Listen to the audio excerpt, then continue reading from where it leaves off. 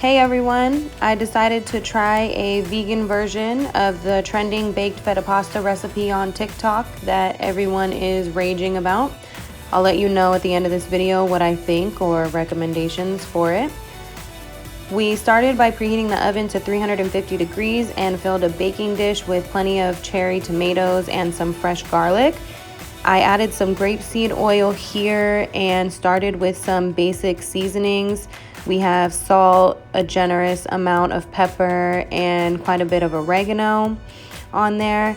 I decided to add about a 1/4 teaspoon of red pepper chili flakes to give it an extra little kick, and then mixed all these around, making sure to coat the tomatoes in that oil. I decided to use Violife brand vegan feta cheese and place that in the middle of the dish. Make some rearrangements here. And then cover that cheese in those same seasonings, the salt, pepper, and oregano as well.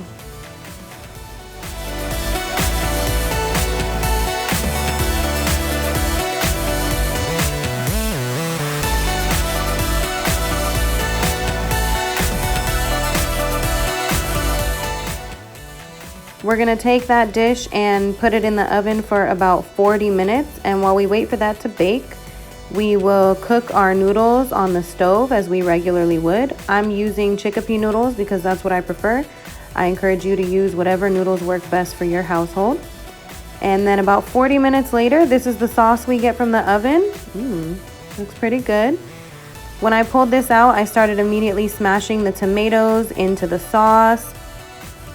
And I was a little bit concerned this would be watery, but the sauce did thicken after I let it cool for a little while. And I added the pasta, and then I took a few big pieces of basil and mixed that in as well. I really enjoy basil, so you'll see that I added more in a couple minutes here.